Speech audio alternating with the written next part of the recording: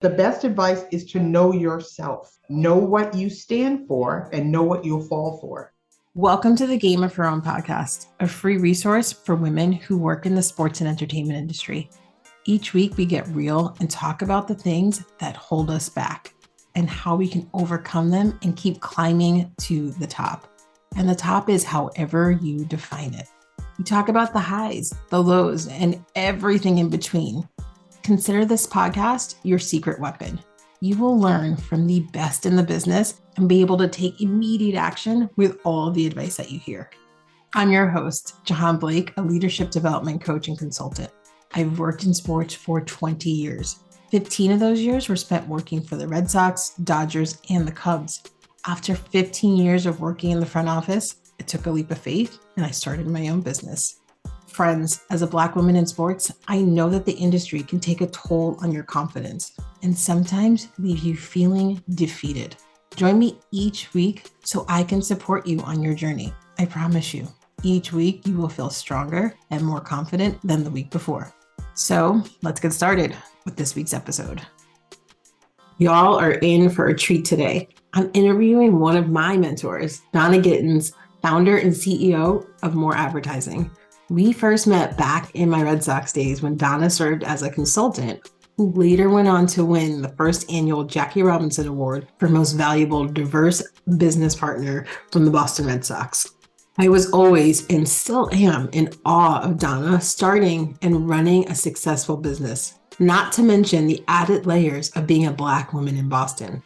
We dive headfirst into how race impacted how she approached building her business. We also talk about how she learned not to take things personally and lived by a philosophy of if someone told her no, they really weren't talking to her. We talk about why and how she has 4 Boston Red Sox World Series championship rings, how she got a contract with the Boston Red Sox 3 years into starting her business. She shares inspiring advice on the power of living outside your bubble. She also talks about how she built a business and legacy over the past 26 years. Y'all, you know there is so much more. All right, Game of Her Own listeners, let's do this.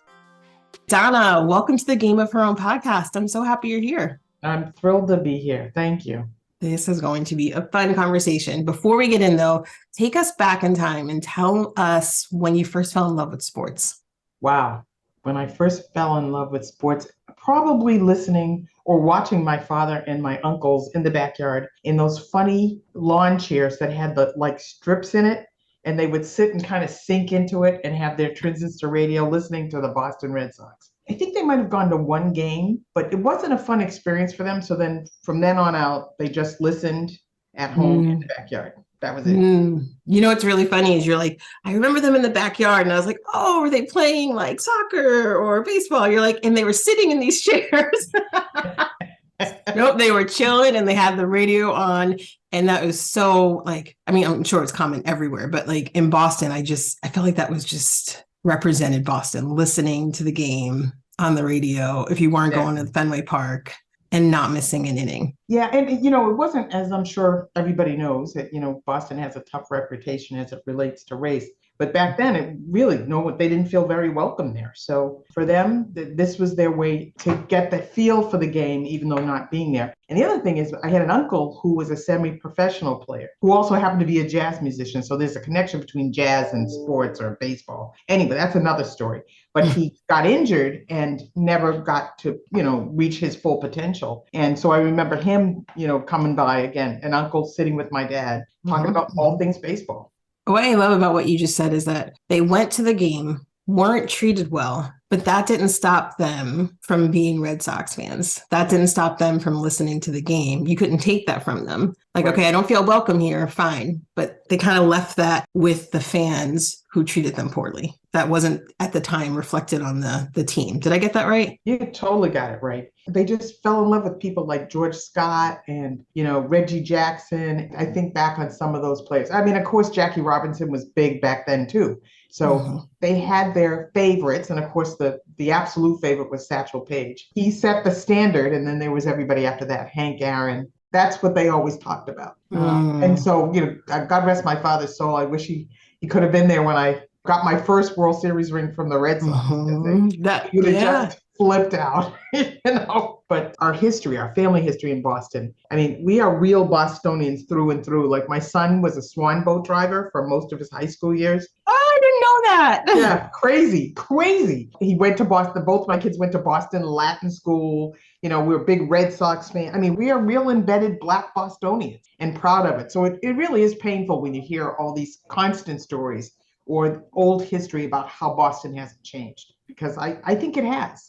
We still have a ways to go, but we're in love with the Celtics, in love with the Patriots. It is what it is. So that's sports from our family. I was going to ask, while you're listening, your dad's listening to the game in the backyard and you're, watching or out there listening as well. Did you ever think in a million years you would have multiple World Series rings from the Boston Red Sox? No and no. I mean, it's crazy to think, right? Like it's outrageous. So first of all, I have 4 rings. Yeah. And I'll tell you a story about taking the ring to my son and daughter's sports night at school. Every kid got to try it on, they're taking pictures with it, but it's really cool because we have our names engraved on it. There's diamonds and rubies and sapphires on it. I mean, it's pretty crazy. And the way you receive a ring is you have to be voted by the team to receive a ring. So quite frankly, I started as a consultant. I've been with them now for the Red Sox for 23 seasons, came in as an advisor in community relations, and I'm still there. So I must be doing something right. Yeah. But to have that opportunity to be part of, and it was under new ownership, which was really cool. It really makes it so special to know that the team valued the work that I was doing, along with everybody else, not only on the field, but in the front office, that you get voted a ring. It's otherworldly, to say the least. Yeah, it's incredible. And it's a feeling you will never forget. Having 2 of them from Boston, like it's just a feeling you'll never forget. And I didn't know, right? So in 2004, it was nothing I ever I just didn't think the team goes, then they win the World Series and yay, I'm a part of it. Never thought in a million years, you also get a ring. Because I'd only been in the industry for a couple of years at that point. I'd only been working for a couple of years. So I never thought anything of it. And the way that you got the ring was also otherworldly. That was crazy. So, they have a reception and they make an announcement and you get presented with this gorgeous cherry box with your name on it and you open it up and it's you've been saved. And then you walk down on the field and you take a picture in front of the green monster, with the owners. I mean, I have the picture in my office. To this day, I still can't believe it happened. My kids, of course, they joke with me and they say, Mom, when you leave the earth, we're going to be fighting over who gets those rings. So I'm not going anywhere. So just stop. Not going anywhere ever. It's going with me. Yeah. That's what my dad says about money. He's like, we're taking it with us. Or no, we're going to spend it all. So don't expect anything. I'm like, all right. Yeah, there you go. Why don't you tell everybody what you do and who you do it for? What I do is we like to call ourselves change makers. I own an advertising agency that's focused on behavior change. Started the firm 26 years ago. So that tells you, probably 3 years in, I got this Red Sox contract. So that was kind of exciting. But I started the firm after many years in broadcasting. I worked at all the major stations in the market and finished my career at WCVB TV here in Boston. At the time, and still is, probably one of the best television stations in the country. I was director of community relations and very quickly became vice president and oversaw all of their public affairs programming, telethons, public service announcements, editorials, the whole 9 yards. My goal was to become a general manager. My boss at the time was very blunt. I loved the guy. I still love the guy. And he said, the only way you're going to move up, you're in the public affairs portion, but you need to understand business and how business works. He said, you should go back to business school. So I did, but I was working full time. I had 2 children. And going to school, it was the precursor to these weekend, you work on Friday, you go to school on Saturday, or in the next week, you work Saturday and then you go to school on Friday. So I did that and got my MBA from Northeastern, went back and said, okay, I'm all spiffed up. I've done everything you've asked me to do. I'm ready to be a general manager. And they were like, well, we flattened the organization. So there was no opportunity to move up. They removed a level that would give you the step up to become a general manager. So that kind of threw me off. It kind of rocked me back in my shoes. And I'm like, okay, that's what I get for putting all my eggs in one basket. It was very disappointing, to say the least. They did say, if you want to be a general manager, we can move you to Detroit or Cincinnati. And I'm like, nah, I don't want to do that. Now, the bad part is, while all this was happening, my father passed away. And you'll talk to any person that's been an entrepreneur, you have an aha moment. And that was my aha moment, where I said, okay, my father used to say, if you think it, you can do it. And I'm like, okay, I got this piece of paper. Let's see if it really works. This magic MBA paper. And I literally went in to my boss at the time and quit my job on the spot. I had no idea what I was going to do. Again, I had 2 little kids. I had a husband at home. And my boss said, so you're leaving. What are you going to do? And I said, well, I have this idea. Now, they will tell you in business school that you need a business plan. Well, I didn't have that. I just figured it was in my head. I'll make it work. So I left. But before I left, I had people feted me all over the place. I had parties here and there. They gave me a computer as a goodbye present. I had a Rolodex with multiple names and numbers and contacts after my years in broadcasting. And then I literally took $300, maybe a little bit more, for monthly rent, and rented out a small space of 750 square feet, opened my office here in Watertown. And so it quickly came to me that, oh, gee, you can't run the business, go sell the business, and do the business just by yourself. So in the building that I'm in now, which is I moved back to after many years, it was a production center. And I talked to some folks upstairs and I said, I'm looking for someone who can, be in the office while I'm out selling and help me with the day-to-day and keep us finances going and whatever. And they said, well, yeah, go talk to this woman, Judy. She just had a baby. She worked for Motorola and she's looking for some part-time work. I'm like, oh, cool. So I meet Judy and we hit it off instantly. She's very much an inside salesperson. And as you can tell from my personality, I'm an outside person.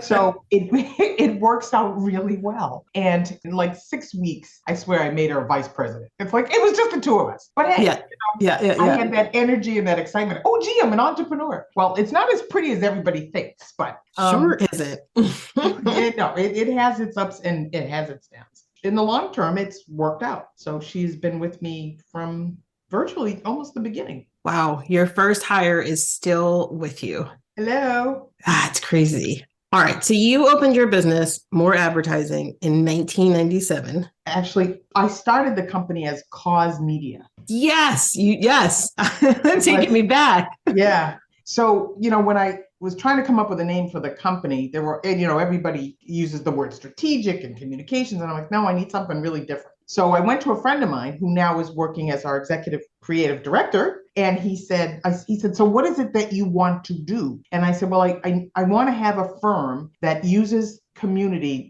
media to build community. And he said, well, it's causes, right? And I said, yeah. He said, well, why don't you just call it Cause Media? Duh. Yeah. And so for the first 15 years, we were Cause Media. As Judy and I were building the business, it got more and more difficult to explain that to people. So we just said, let's do something simple. We just want to do more. And now, so that's where the name came from. And it's More Advertising, correct? Yep. Yes. Okay. So Cause Media first, now More Advertising. But back to Cause Media, 1997. Yep. A Black woman in Boston starting her own business. Did anybody tell you, like, what are you thinking? This is a bad idea. Like, more out of like protecting you versus telling you don't have the credibility to do it. Well, the credibility wasn't a problem because when you walk in the door, people know CVB. They've known me for years in the community, in civic, arenas and that kind of thing. Nobody said you can't do it, but it was difficult to bang on doors. You would talk to people, and you probably have this experience, Jahaan. They don't see you in person. You talk a particular way. They assume you're white. But 100%. And when you meet them in person and they go,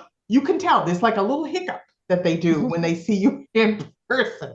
Mm-hmm. So that there was a little bit of a hurdle there. And then the other thing you battle are people who are used to working with the same people all the time. It is difficult for a new face, a new business to break in. But as I said, there was no, gee, you can't do this. Because again, I had this kind of energy that Judy will tell you that I have a personality. When people tell me no, it's like they're not really talking to me. They're talking to somebody else. I love that. I mean, if people are telling you no, and you get a lot of no's in business, right? Whether you're an entrepreneur, whether you work for a company, so you get a lot of no's. How do you not take those no's personally? Because then I'm on to the next thing or some other way that I can convince them that you want us. And then there are some people who just are never going to buy that. And you make that assessment and you keep it moving. It's all about relationships and doing a really good job. As we like to say here at Moore, treat your customer's business like it's your own. And if you have that in mind, you will go above and beyond. Underestimate, over deliver. That's what we do.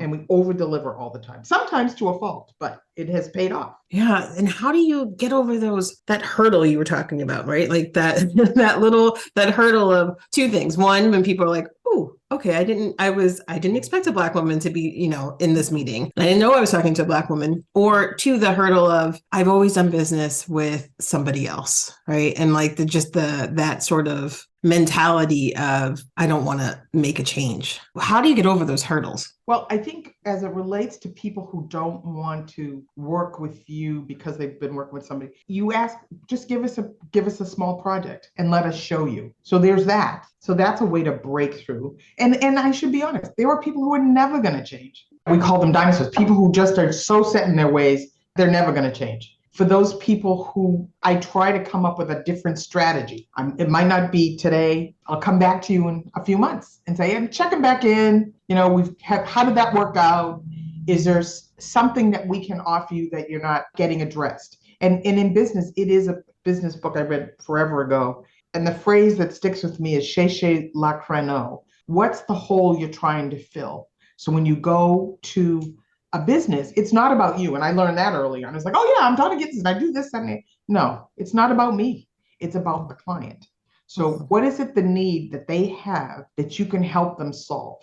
And that helps me get over the hurdles. And then of course, there's those that at the end of the day on a Friday, I'm worn out and it's like, I just can't do it. So sometimes you just got to give in. And Maya Angelou says, sometimes it's okay to say, can't do it. Me too.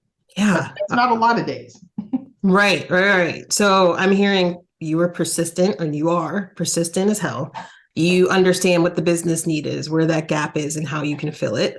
And then I'm also hearing you just kind of honor how you're feeling. Like, you know what, this is not working. Like, I'm too tired. They're not worth my energy. I got to move on. Got to keep it moving. So what's the business need? What's the gap? I like gravitate towards that, right? Because everyone talks about, a lot of potential clients will come to me and talk about, I want to create a position that doesn't exist. And I always say, what's the business need? What are you filling? How are you going to help them? Forget about you. Like you said, to your point, has nothing to do with me, right? So is this a need that exists? And maybe you fill it, but regardless, it's still a need that needs to be filled. So that's the picture you have to paint first. And then it's, I can help. Here's how I can do it.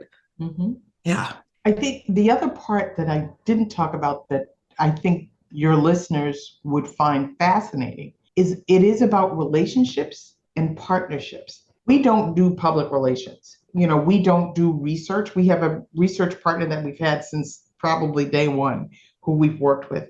We have a couple of PR partners that, depending on what the project is, we pull them in. So making sure you have a stable of partners that you can call on is really important. As I say, research, we do a lot of video, but we have video partners depending on what the assignment is. If it's a small assignment, we use one kind of company. If it's a big multi-million dollar, well, it's not multi-million, but $1 million project that requires a big crew, that's a different kind of production house. For your listeners, and when they're talking about business, find those partners that you depend on who have good reputations that reflect your values that you can call on in case of emergencies or when you're going after business. Yes. Now I'm gonna do a hard left here. And how many people do you have on your team? Right now we have 18 and 2 openings. All right. So when you're full, you'll be at 20 employees. Mm-hmm. What's that like, the weight of carrying that? Right. I just saw your It's a lot. shoulders move. It's a lot.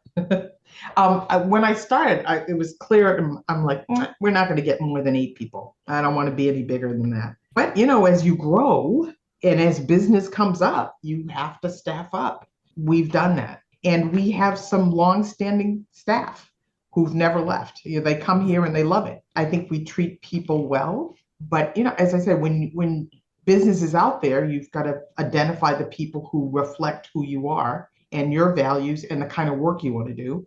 And so we've grown organically. I feel like right now, organizations are like, okay, we need to treat people well. If we give people a pizza party, we're going to be on the news because they don't want a pizza party. They either want more money or something else. Like, treating people well is not a pizza party is what I'm trying to say. So you treat your people well. They love it. What is it? Tell us the secret sauce. What are you doing over there? I've grown in it because I tend to be very traditional, that you get to work on time and you're hard driving and you do whatever it is that it takes to get the job done. What do? We're really paying a close attention to people's needs, their regular vacation time, they have their personal time, and then we've given them 2 wellness days off in addition. Life is stressful. It's stressful for all. So just take a day and breathe. We do Christmas parties and, we give gifts. Like we just did the employee appreciation day. Nobody expected it, but we sent everybody dancing dare cookies and brownies. It was a big shock. We give bonuses. We try to give grace to hear what people's issues are and negotiate it that way. Grace is a big word around here. Yeah. The grace you need to give people. People are working from home. We're in the hybrid mode. We have once a month staff meetings that everybody has to come in, and then one other day, if you want to come in, we would like that too. But everybody's working from home. And we have employees not just in Boston. We have folks in California, Rhode Island, Maine, and Maryland. Wow. Yeah. I didn't know that. Yeah.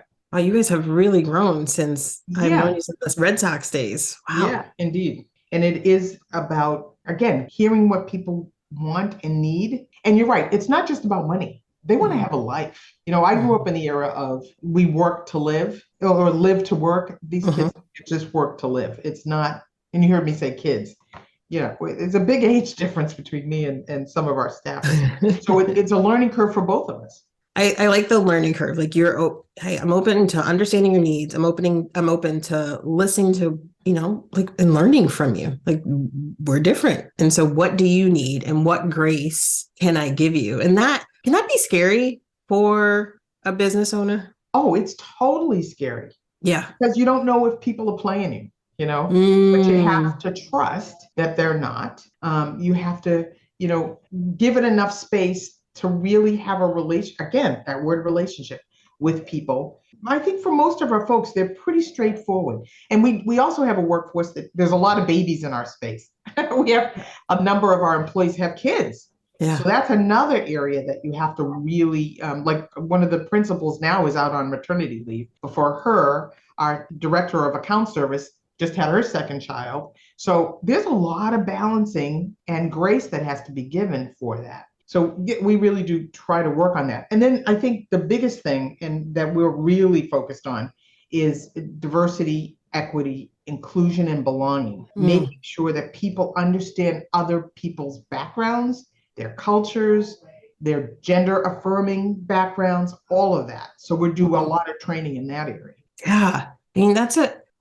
Meanwhile, we're trying to do business. Yes, right. That's exactly what I was looking for. I was like, oh, wait. And right, you're running a business and servicing clients. And then, it's like you're servicing your internal clients as well. And I love the honesty and transparency about, giving people grace sometimes is difficult because you think you're being played. And I hear that from managers who are managing a team all the time.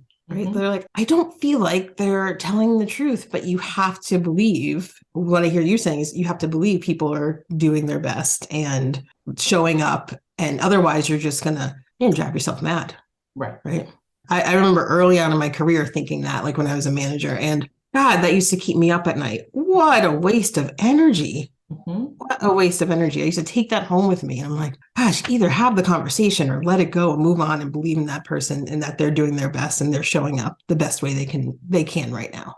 Well, and the biggest episode we've all experienced was the pandemic. So Mm. making a shift from what seemed to be a normal lifestyle, and all of a sudden this thing called COVID-19 happens, and it threw everyone for a loop. We'd never seen anything like that. How do you manage your team? How do you make, I mean, in terms of running a business and having everybody come here, I mean, you had to shift, everybody's wearing masks and you're spraying everything down and juxtapose who's coming in on what day. And finally it was like, okay, we had two different return to office policies. We constantly updated based on what's going on with the pandemic. And now we're at the point that it's just hybrid. I personally wear a mask when I'm out and about, but in the office, we're pretty cool. People have to check in, they have to take their temp. We still have to do that. But for the most part, we're all doing okay. And I think most of us have had COVID and survived it. So Well, that's good that you have survived it. I still have yet to get COVID. Oh boy, let me knock on wood. yeah. I have yet to get COVID, but I'm telling you, I've gotten every other cold in the book. So it's almost like it is COVID. It is not pleasant, I imagine. Some of the toughest conversations we have are the ones that we have with ourselves. We can convince ourselves to believe stories that we don't even know are true. What's crazy is we allow that story to take a toll on our confidence. Have you been there before? I know that I have. We get in our heads, we beat ourselves up. Here's some tough love. Nobody's got time for that. We are high achieving women who have big career goals. We don't have time to get in our own way. And I am here to support you with my new one-on-one coaching program, Step Into Your Power and Own Your Career. My clients have told me that when we work together, I've helped them get out of their own way, regain their confidence, learn how to manage their emotion and mindset. They've told me that they've been able to get their voice back and use it with confidence. The most important thing, they've told me that we've identified the obstacle that was getting in their way. If you want to learn more about this program, scroll down in the show notes, click on the link that says Step Into Your Power and Own Your Career. You can set up time to chat with me and we can figure out if this is the right program for what you need. All right, let's get back to the episode. Tell us this. I mean, you've been in business 26 years. Yep, 26 years.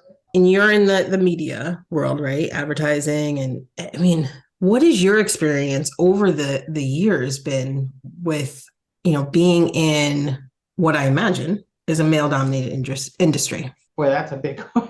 Well, first of all, I think there's been a big shift, at least in advertising, that you're seeing a lot more women, running agencies. Fortune 500 companies, of course, still don't have a lot of female CEOs. I think the last number I saw was 5% of those Fortune 500 companies, 5% women, and even less for women of color. But in industry, I am seeing some shifts, women taking over some of the big companies here in Boston, which is great. But again, it's all about now learning. The dinosaurs have to learn, and pretty soon they'll be moving out of the workforce anyway. So there's that shift of the old heads who are moving on, and the young people who are moving up. I feel like I just want to steal all this advice from you while I have you here. If someone's listening and they're like, I really want to start my own business. And I mean, I went to you, I don't know how many times saying I wanted to start my own business. And it took me how long to get it started, but to finally take that leap of faith. But what advice would you give women who are listening, who want to venture off on their own and are terrified to do it? Well, I think there's a lot of advice. I think the number one thing is to do what you did. You did a whole bunch of research. You didn't just fly out there. You had a concept of what you wanted to do, and you were passionate about it. So I think don't jump out without a job. Do your pre-planning, do your homework. Really assess yourself about whether or not you can pull this off. I like to, when I go out and speak to a lot of different women's groups and young women's groups, I talk to them about, so do you like vacations? Do you like to sleep late on Saturday? What do you do? Do you like your hobbies? Well, all that in the beginning goes out the window because you're so laser focused on what you're trying to accomplish. Those things don't come too easy. I always think it's funny when people say to me, oh, well, you're an entrepreneur. At this point, I'm not an entrepreneur. I'm a founder and I'm a CEO. It's a going concern. Yeah. 20 people, 26 years in business. if I were to leave today, the business would go on without. That to me is a business. An entrepreneur is a different thing. If you can walk away from it and it's still going, you have a business. An entrepreneur is a great mindset, but very quickly reality strikes. So I think the best advice is to know yourself, know what you stand for, and know what you'll fall for. What's that phrase? If you don't stand for something, you'll fall for anything. Yeah, I mean, everybody could say they're an entrepreneur, but it's more than a notion. You need to have all your ducks in a row. You need to have an attorney. You need to have an accountant. You need to have a group of trusted advisors you can go to who won't tell you what you want to hear, who will tell you the truth, and if you're going down the wrong path. And then for me, it's family. Family is all things for me. They will tell me when they think I'm acting up, and they will tell me when I'm on the right path. So having advisors and close friends who will give you the truth. That's what I would say to someone starting out. Oof, that can feel overwhelming when you're first starting out. And then you, who didn't have a plan, I will never forget when you told me, like, oh, I didn't even have a business plan. No. I just went. Yep. Was there any, and maybe this is where we are very different, but was there any anxiety, self-doubt that came along with that? There was anxiety every day. Every day for 10 years. You talk to my sister, she's my muse, and she would say, I'd say, I don't know where my next piece of business is going. She'd say, just calm down. It's going to come. And she would say, God wouldn't bring you this far to drop you. I'm like, thank you. She would say that all the time. And every week I'd say, I don't know where the next piece of business is coming from. And she'd say, relax, it's going to happen. And now I'm on the other side of it saying, I still say, where's the next piece of business coming from? But I'm not as stressed because business is, it's hills and valleys. One other thing I did want to say as it relates to advice for someone starting out, my career was in broadcasting. And when I left television, I was lucky enough to walk away with a small piece of business that I could take. So it was producing a video for the United Way in partnership with Channel 5. And I used that video as my first product that I could go in and knock on doors. So if you're leaving a company and there's some skill set that you have, you can use that as your door opener. So if at all possible, do that. Also save up some money for those days that, you're not going to have business. Yeah. I would ask women to do that. Put a little savings aside. I did have a net. It's called Bob Gittens, my husband. So I could take that chance. But I say to people, life is fleeting. Go for it. If this business didn't work, I would have figured out something. I'm not caught up in titles and awards and all the rest, although I did like my World Series rings. But I'm not caught up in awards and having a title of being, the 50 most influential people in America. So what? With that and a nickel will get you a ride on the MBTA. The goal is to do something that you really care about and do it well. And then everything else will come from that. So that's my 2 cents there. Yeah, I felt like we just went to church for a minute, Donna. Well, talk to my sister. She knows about it. All right, one last question before we go to rapid fire. Talk a little bit about the importance of working outside your bubble. One of my big things, and Judy my business partner, will tell you I say this all the time. I want people to work with us who travel, who go to the movies, who go to museums, who read something outside of what their little life is, because that's the only way you learn new stuff. I mean, especially with creative people, they're always looking for the latest independent film or what's the latest magazine story that's come out. Always figure out a way to inform yourself, because that then will inform your work. And it has to be something outside of what you do on a day-to-day basis. I know it's difficult for people who have kids and all the rest of it. But you know what? Don't just sit in front of the TV. Don't just stream all the time. Go to a museum. I'll tell you, for instance, on the weekend, my neighborhood library had a performance of dragon and lion dances, and it was a troupe of women. Traditionally, dragon dances are led by men, but this was a women's lion and dragon dance troupe. Fantastic. I had a great time. I always wanted to be up close and personal to see how that's done. I actually put on the big head of the dragon and I did all that stuff. it was fantastic. Do different experiences because that's going to inform your creative. That's going to inform your thinking. Move outside of yourself. Talk to somebody different from you. Judy will tell you, I'll step into an elevator. I'll talk to anybody about anything. I don't care. Yeah. That's how you learn things. Travel. Yeah. Goodness gracious. Go to some place. And I don't mean the Caribbean or Florida. I mean, go to a different country. Go to a different country. Try something new. Yeah.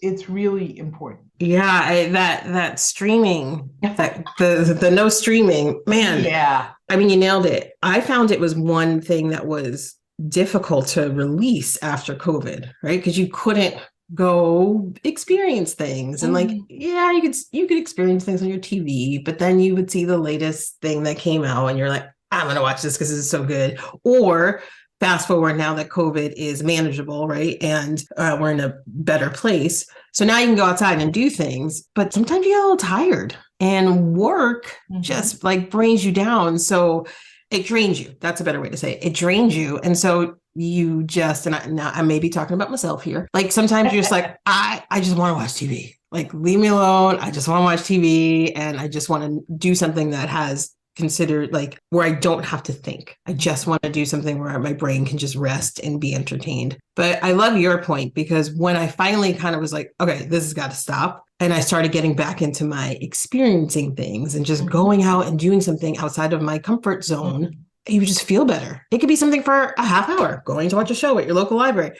But like there's something that happens inside of you that you feel better, even though you think that the TV is going to make you feel better, or reading a book about your industry. And like, that's going to, you know what I mean? Or working like over the weekend, that's going to make you feel better. Well, no one ever said that, but but you know what I mean? Like just going out and doing something different. God, you're absolutely right. It makes a world go to a difference. You know, go. I'm big on jazz. We are jazz nuts. Yeah. And always at some jazz show sometime.